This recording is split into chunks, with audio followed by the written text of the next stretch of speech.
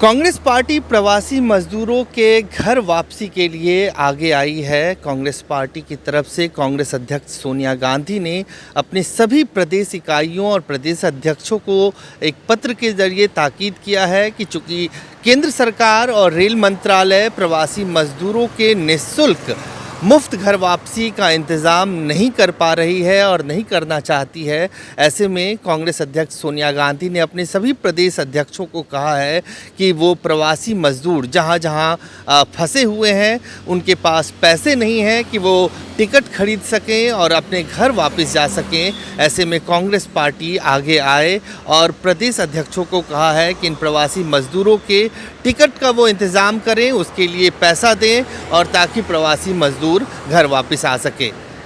Congress party की तरफ से कांग्रेस के संगठन महासचिव केसी वेणुगोपाल और प्रवक्ता रणदीप सुरजेवाला ने एक प्रेस कॉन्फ्रेंस के जरिए ये बताया कि कल देर रात कांग्रेस अध्यक्ष ने ये फैसला लिया कि चूँकि सरकार और रेल मंत्रालय प्रवासी मजदूरों के मदद के लिए, उनके मुफ्त घर वापसी के लिए इंतज़ाम नहीं कर रही है, ऐसे में विपक्ष की एक जिम्मेदार पार्टी होते हुए कांग्रेस पार्टी को आगे आना चाहिए और सभी प्रदेश अध्यक्षों से ये कहा गया है कि वो राज्यों के चीफ सेक्रेटरी से बात करें और जो मदद चाहिए मुफ्त में इनको वापस घर भेजने के लिए, उनके टिकट का पैसा कांग्रेस पार्टी दे और प्रवासी मजदूर अपने घर तक वापस जा सकें।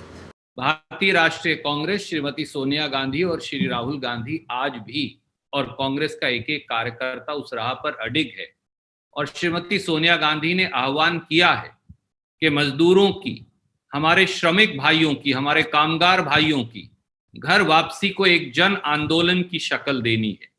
उनका बयान मैं आपको पढ़ बताता हूं जो अपने आप में ऐतिहासिक है और मुझे उम्मीद है कि मोदी सरकार, भारतीय जनता पार्टी की सरकार उससे कुछ सीख लेगी। श्रीमती सोनिया गांधी का बयान। श्रमिक व कामगार देश के रीढ़ की हड्डी है।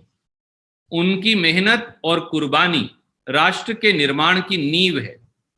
सिर्फ 4 घंटे के नोटिस पर लॉकडाउन करने के कारण लाखों श्रमिक व कामगार घर वापस लौटने से वंचित हो गए।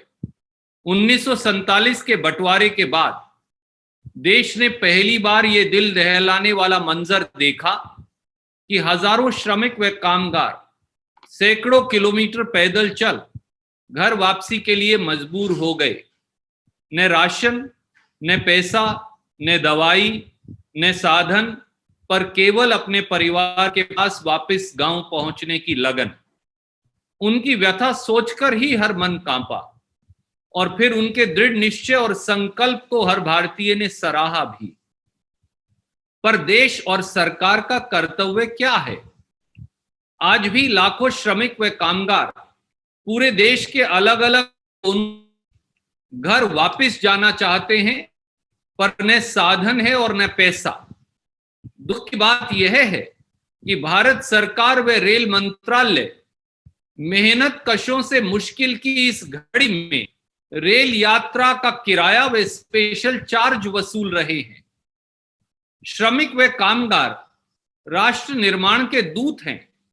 जब हम विदेशों में फंसे भारतीयों को अपना कर्तव्य समझकर हवाई जहाजों से निशुल्क वापस लेकर आ सकते हैं, जब हम गुजरात के केवल एक कार्यक्रम में सरकारी खजाने से 100 करोड़ रुपया ट्रांसपोर्ट व भोजन इत्यादि पर खर्च कर सकते हैं, जब रेल मंत्रालय प्रधानमंत्री के कोरोना फंड में 151 करोड़ रुपया दे सकता है, तो फिर तरक्की के इन ध्वजवाहकों को आपदा की इस घड़ी में निशुल्क रेल यात्रा की सुविधा क्यों नहीं दे सकते? भारतीय राष्ट्रीय कांग्रेस ने मेहनत का श्रमिकों व कामगारों की इस निशुल्क रेल यात्रा की मांग को बार बार उठाया है। दुर्भाग्य से सरकार ने एक सुनी और न रेल मंत्रालय ने।